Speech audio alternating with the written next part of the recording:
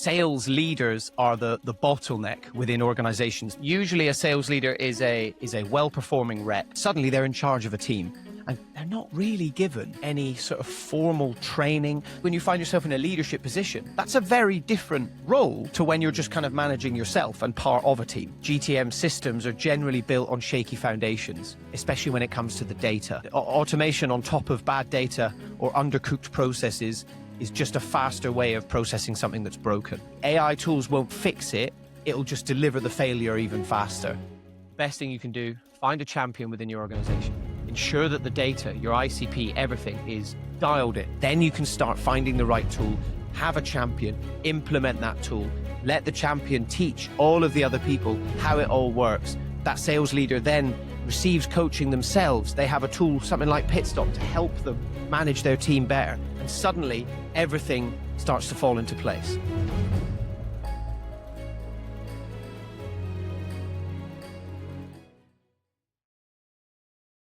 Welcome to Drive to Thrive, a Pitstop podcast. My name is Sandy and I am your host. And this week, it's just me again. So every 10 episodes, we do one of these where we cover the top 5 lessons from the previous 10, and we got some good ones for you this week. As we kind of navigate, through this podcast and interview all these amazing people, we're slowly kind of finding that whilst we do interview all this kind of sales coaches and things, actually the wider sort of go-to-market world is craving conversations like this. So we have started interviewing people kind of outside that sort of sales coach realm and more in that kind of GTM cycle, AI experts, go-to-market advisors for companies, people building really interesting companies and processes within the space. So, that's something that we're going to be kind of covering and moving forward with on the podcast as well. So for anyone listening, if there are people you would like to hear from, if you do think that you've kind of got a great speaker in mind, please do send that over and we can reach out and interview them. But kicking off, first of all, from episode 65 with Scott Lease. So Scott is just a kind of all-round sales legend. I've mentioned him a lot in a few podcasts, and everyone I've spoken to knows who he is. Like, he's a real big fish in this world. Coach, consultant, runs multiple businesses, very successful, based out in Austin in Texas. And one of the main lessons I took from the podcast I did with him is this idea that sales leaders are the bottleneck within organizations. That's the point where he has found most of the time execution is breaking down, and that's where they need the most help. Usually a sales leader is a well-performing rep. They've done really well at the rep stage or AE, and then they've been promoted up and made a sales leader, and suddenly they're in charge of a team. And quite often what Scott was saying is they're not really given any sort of formal training. There's no ongoing coaching available to them. They're not being told how to actually manage a team. And in any other industry or whatever industry you guys are coming from, usually when you find yourself in a leadership position, that's a very different role to when you're just kind of managing yourself and part of a team. When you're suddenly expected to be in charge of that team, it's an entirely different skill set. And from what Scott was saying is often these people, they're promoted up, a very, successful rep in their own right. Right, now you're in charge of 10 people. And suddenly, what happens a lot, I've found, and it'd be interesting to know if other people have thought this, when someone is very good at what they do and very talented, they often find themselves in a sort of flow state. And actually, it can be difficult for them to sort of communicate what they're actually doing right, because they're just innately and inherently good at it already. So therefore, when they're trying to coach reps that they're suddenly in charge of, it becomes very difficult for them, especially if they're not given the tools, the training, the coaching for them to be able to facilitate that alongside their day job.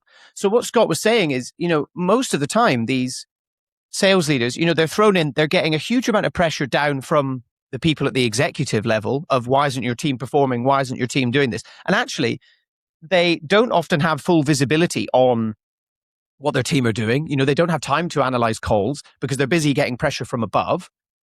And then also the reps below them are getting frustrated because they're essentially not receiving any leadership. They're not receiving any, follow me this way into battle. They're not receiving any feedback. So it's this strange kind of bottleneck. And actually, the more conversations I've had with other people on the podcast, and even we were at a pit stop event in Dublin, and this came up again. It's this idea that these sales leaders are very much the kind of bottleneck within these organizations. And from what Scott was saying, usually their time within a role is usually 12 to 24 months, which may sound quite long, but actually you're just on a knife edge all the time. And that increased pressure, especially if you're looking for job security, if you have a family, whatever it is, it's a very tough spot to be in that kind of middle point of an organization. And of course, with tools like Pitstop, that's kind of our goal, is to help these people in these situations, receive easier ways for them to look down and coach their team, and also easier ways for them to report and look above. So that was a really, really interesting point. And like I said, it's been echoed across various other podcasts and just general conversations I've had with people on LinkedIn, with people at the event we had in Dublin a couple of weeks ago. As this goes out, it's really interesting. And I would love to know kind of other people's thoughts on whether they echo this as well. This idea that like sales leaders are they're the ones that need help. They're the ones that need coaching. They need tools like Pitstop. They need to be able to have visibility that's easy to consume of what their team are up to.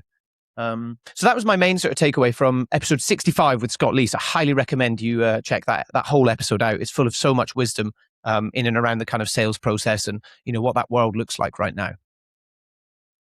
Next up, episode 64. I'm very sorry, guys. I'm not going in chronological order. But episode 64 with Leron Yahalomi. So Leron is actually on, this is a really cool podcast. It's not, I was kind of worried going into it. I was like, is it a bit too kind of outside of our sort of remit and what we do? But as we kind of broaden out and are talking to people within the larger GTM space, I was really glad we had this conversation. So Leron is on the CS side, so the customer success side of the kind of GTM cycle. So essentially, after the deal has been done. And one of the main points that she put across is going to sound quite obvious and almost like mundane, like why wouldn't you do this? But it was remarkable, all of the companies that she has consulted for and advised that don't do this. And that is the idea that communication between departments within GTM is absolutely essential. Marketing feeds sales, sales feeds customer success. So, it kind of can look like a straight road, but actually what Leron says is it's a circle. So marketing feeds sales, of course. Sales then feeds customer success. But actually what she was saying is it's important to remember also customer success then feeds marketing as well. Again, I almost feel, I'm not teaching people how to suck eggs here. Like I almost feel silly kind of saying this because it does sound so obvious. Of course, CS feeds marketing because that's where you get your testimonials. That's where you can actually get feedback from someone already using your product. And then you can put that into marketing messaging to try and get new customers, new clients. Of course, that's obvious. But from what Leron said, like people just don't do it. They view the GTM cycle not as a cycle, just as a straight line. So it's like, well, of course, we'll create some ads. We'll run that to our ICP. Then they'll get handed over to our sales team. The sales team will then deal with that, blah, blah, blah. And then, the deal gets signed and it's over to customer success just to make sure they're happy while they use it. And whilst that is a good skeleton, it's an inherently lazy way of doing it, according to Leron, not me. Remember, guys, I'm just here to talk. But it was super interesting to find that out. Like I said, I don't have a huge amount of experience with the kind of customer success side of things. I'm from like the marketing background. But it really resonated with me, this idea, because, testimonials, things like that, especially within this world and AI tools and things, like testimonials are so powerful because there are so many out there. And you want to know, I want to see a case study of how it's helped another company. I want to see a testimonial before I sign up and give you, a load of my money. But from what Leron said, it's the idea that the deal starts after the signature. Of course, it's wonderful that someone has signed up to use your product, but you've got to then retain them and keep them using it, especially if it's a subscription model. So using that and nurturing them and making sure that they're happy. And then, of course, obviously, guys, you can upsell. Like, don't get me wrong, we always want to upsell. But upselling them, but then also letting that feed back into marketing and allowing yourself to then create new ads, content, testimonials, whatever it is, that then is going to feed that and then feed into sales. And it's so easy, so many and Pitstop as well, we're decentralized. So we're all over the world. And we all got together in Dublin a couple of weeks ago and we were like, this is so lovely to be in a room together and things. And of course, being decentralized means you can attract the best talent. You're not restricted by geography, but by not being so siloed all the time. And you don't have, that doesn't need to happen just because you're remote as well. But, by being a bit more open and allowing departments to talk to each other. And when I say departments as well, obviously a department these days, within this AI space, a department could be one person, two people. I don't mean necessarily like an office full of people as a department, because that's naturally what you think of. But it's so important to make sure that there's just consistent communication between all of these departments within the GTM cycle, especially as I'm going on a tangent here, but something really interesting that came out of the event we did in Dublin, Practical AI for GTM, a couple of weeks ago, was this idea that as engineering becomes easier with AI, creating, coding, web design, development, all that stuff, as that becomes easier, the GTM cycle and the GTM process becomes even more important. And that's where a lot of investment is going to go. So it's so important to make sure that there is effective lines of communication within that cycle so that you can be as efficient as possible and ideally as successful as possible and win as many deals.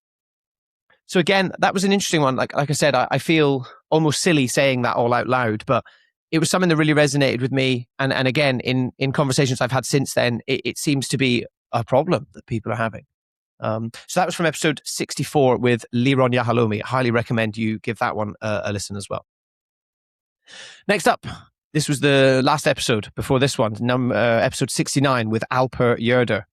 Alper, again, is just an all-round GTM legend. I came across him on LinkedIn and I was like, I've just got to have a conversation with this guy. He kind of advises mainly sort of like founder-led sales, but has also very much worked on the larger end of things with some huge clients as well.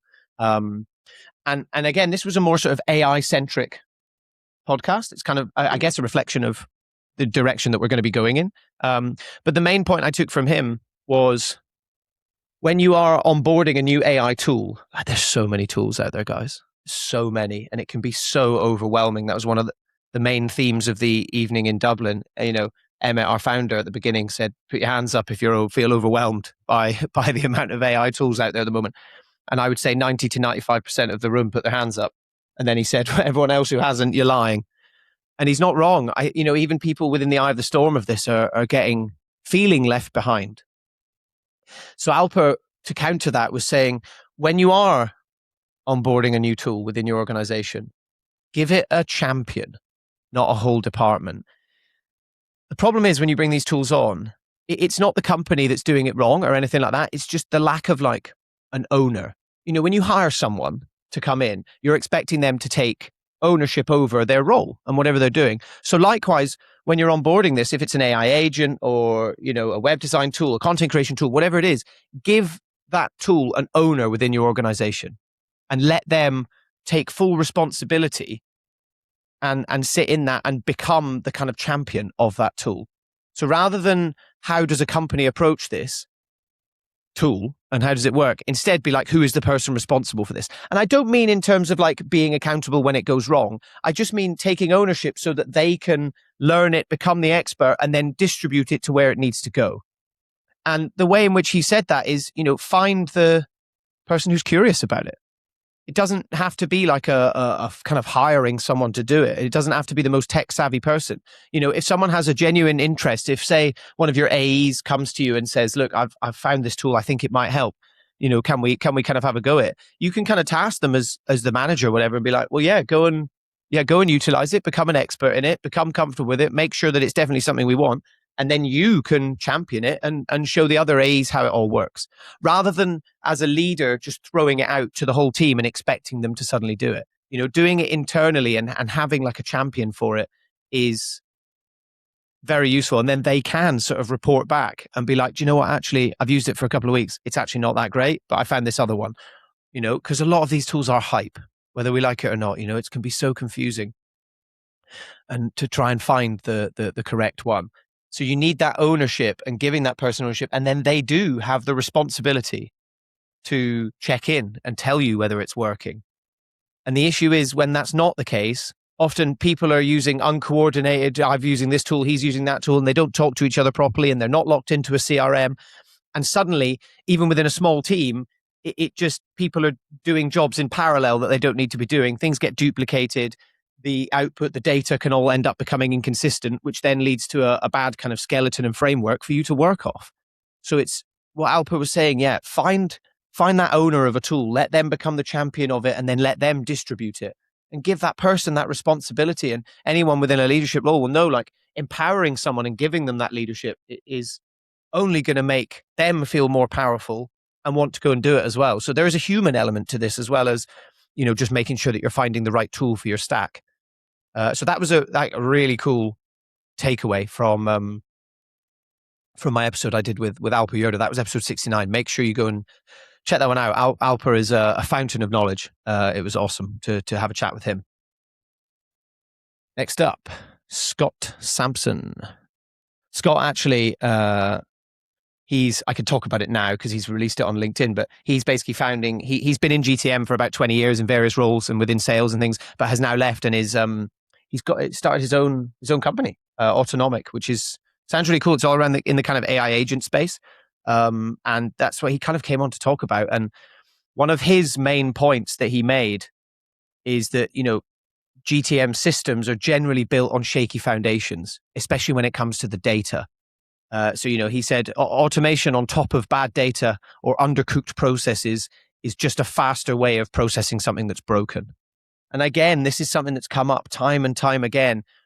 This idea of not having the correct foundation. Another guy we had on the podcast, Mark Colgan, who actually was at our event in Dublin, and we've done a webinar with him on LinkedIn. This was something he said as well, like, you can have all the best tools in the world and everything like that, but if you haven't got a good system in place and you know where the data is coming from, it's built on foundations made of sand, not concrete, and it will all collapse. And this is, again, what Scott was saying. If the foundation is wrong, AI tools won't fix it. It'll just deliver the failure even faster. So, when you are asking a sales team, defining your ICP, what pain you're solving, and you get loads and loads of different answers, and it's this, and you can sense people aren't sure in the room, and that contradiction is exactly the issue that I'm talking about now. That's that data problem. So before you've even plugged in an AI tool, no one really knows what's going on. And this isn't me shouting it. This is the human condition, guys. Like, we do get stuff wrong. That's that's why AI is so good, I guess, at the moment. But actually, people are still craving that human connection, and people buy from people. But equally, it's so important to make sure that we are utilizing these AI tools, because they are awesome. They do make life easier. They do help more. They're going to help you win more deals. They're going to help you make more money. They're going to help you be more efficient and be more useful with your time. But again, if you've not got the data in place, it's actually going to do the reverse. And Scott said he ran an experiment and showing that the same prompt that you put in again produced a completely different output when he put it back through again, the same thing. So if different people are using AI and different skill levels and putting different prompts in for different sort of purposes and whatever, it's going to just continue creating more sort of inconsistent data, not less. And then that's going to make things even more confusing. So as Scott said, AI multiplies whatever sits underneath it, whether that's good or bad. And remember, AI is always pulling from the average, it's always pulling from the middle. So it's so important that before you engage with AI tools, before you start using all this, make sure you've got a defined data set. Know who that ICP is, know about the messaging that you want to put out, know about the pains that you're trying to solve. And then once you bring in the AI, suddenly, as he said, that will multiply whatever sits underneath it. And if you've got a strong foundation and you know what you're doing, AI is going to make life easier. If you don't, and if various members of your team are using it in different ways and they're not being coached on the correct prompts to be using, it's going to make life so much harder. And until that gap kind of closes, it doesn't matter how fast they're working or how automated all the processes are. That's just completely irrelevant, because you're going to end up on the wrong road, going to the wrong destination. I feel like I could talk about that point for hours. I think it's so interesting that Scott made these points, and again, I keep repeating myself. I'm sorry, guys, but it's something I've had so many conversations with people about. It is this idea of shaky foundations and then just throwing a load of AI tools on top of it and being like, yeah, no, it's good, we got it. And actually no one's going in there to sort of look at it. And then I guess this comes back to what I said about Alper Yoder for episode 69 about having a champion. And almost it's worth that's another point. If you have one of these AI champions of these tools coming in, that person can then go in and be like, right, what's the data on this? Do we have everything sorted before I bring this tool on? Once the tool is on, does everybody in the team now know the correct prompts to be using? Let's run a little test. Right. Yeah. James over there, you run a prompt. Mary, you run a little prompt. And let's see what comes out and test that and make sure that everybody is singing from the same hymn sheet before you then roll it out across the entire team. So that was a really, really interesting point. And I'm super intrigued to see what happens over the kind of next year or two, I guess, with all these AI tools and what goes on. And then finally, episode 67. This one was such a laugh, so much energy. And that is Leslie Venett. So Leslie is an author, a LinkedIn influencer. I always feel cringy calling people that because I know they don't like it. But me and Leslie had a lot of conversations about that and her finding the confidence to speak on camera and put herself out there. And, you know, the power of LinkedIn, she said, has just helped her so much. And Leslie's main point, or one of my favorite points from our episode together, episode 67, was more is not a strategy. And so volume, the idea of volume without making sure that it's quality, it is just fast noise. You know, and it's such a common trap with sales teams of like, results aren't coming, you're struggling to make your quota. So you're like, right, well, I'll just do the same, but more. You know, I'll dial faster, I'll email more people. And Leslie's kind of argument against that was like almost the reverse, like stop. Figure out where within your chain the execution is breaking down. Figure out what's going wrong and at what point within the process. Like high dials or phoning everyone and having no meetings means realistically like whatever you're doing on the call is not working. That's again where a product like Pitstop is so useful. Sorry to be banging the drum, guys, but it is so useful because suddenly it's going to help you diagnose. It's going to help tell you. And those sales leaders that are stuck for time and don't have time to analyze all of the calls that they wish they could, you can get that coaching from elsewhere. And just adding more calls to a broken approach, much like what I was saying, you know, with the other points, it's just going to compound that failure. There's no good framework in place. And realistically, most teams, they're reaching out to far more people than they actually need to. And you can actually kind of reverse engineer, you know, look at your revenue target and then work out the kind of amount of meetings that you need. So Leslie's example was like a $3 million revenue target. You need to reach out to about 830 people. And if you've got 30,000 names, like realistically, your ICP isn't there. So Richard Blundell, who's a guy we had on the podcast a few months ago, he's an author and just sales legend here in the UK. And one of his things, his main points, I think I've talked about it on the podcast previously, is when it comes to finding your ICP, like get uncomfortably narrow. Don't just think about the people with a stone in their shoe. Think about people with a nail in their foot. Like that's how narrow you need to go. So Leslie really echoed that, you know, like this whole idea of volume and, you know, creating more and more calls and more emails and all this, it's just going to destroy the quality and you're not actually going to be reaching out to people who are ever going to buy from you. You're just doing it so that you can fill the sheet. So at the end of the day, it looks like it's just busy work. And realistically, in an age of AI and everything like that, you don't need to be doing busy work. You can almost do less and achieve more now. And, you know, my lazy legends out there, I'm sure you're going to love hearing that. But like, it's true. You can be so much more efficient with your time now and essentially do less if you're putting the right framework in place. And that's not thinking, who do I contact? It's reverse engineering again and being like, why should they care? Why should they give a shit?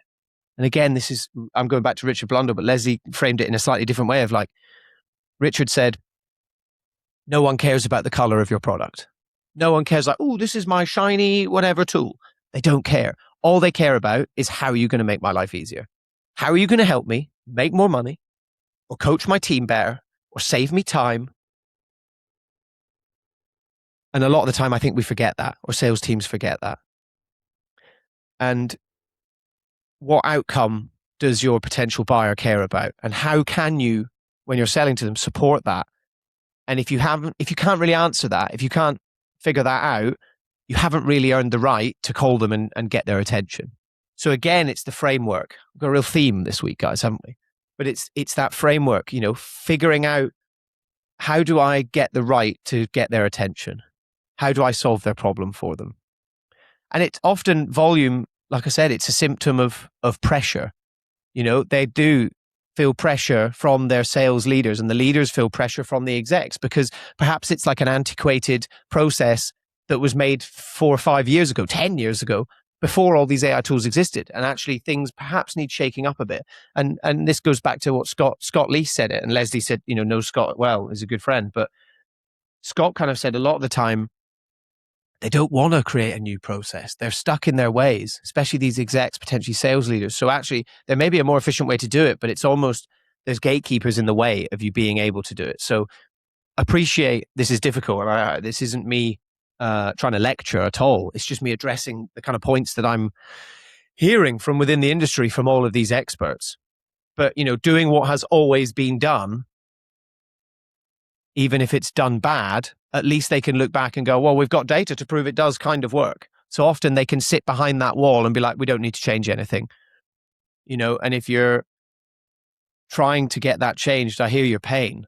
And again, it comes back to what Alper said about, find a champion that can go and prove like, look, this tool works. This helps. We can change the process. We don't need to be going to volume. Let's think about quality instead.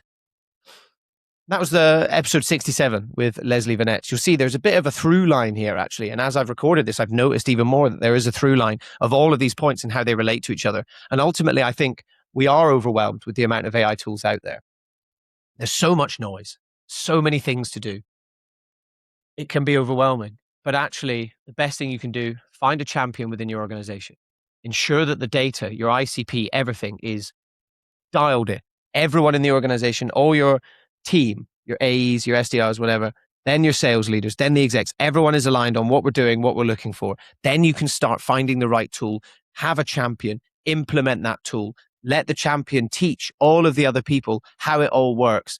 That sales leader then receives coaching themselves. They have a tool, something like Pitstop, to help them manage their team better. And suddenly everything starts to fall into place.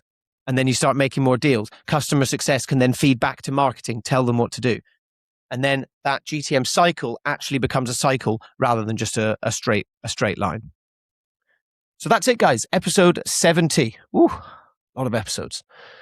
Top 5 moments. I hope you guys have enjoyed that. If you have, please do like, subscribe, share this podcast on LinkedIn with people who you think would find it valuable. People within the industry. Like I said at the beginning, if you do have people that you think we should be interviewing, please do send them in to us. You can get me on LinkedIn, Sandy Clunas, or any of the other Pitstop team. Like, send us a message. And we'd love to. We've got some very exciting things cooking up at Pitstop, including this podcast. We're hopefully going to be doing some more kind of in-person events around the globe. And yeah, it's a very, very exciting time within this space, but, recognizing it can be very overwhelming as well. So that's it, guys. Thank you very much for listening, and we will see you all for the next one.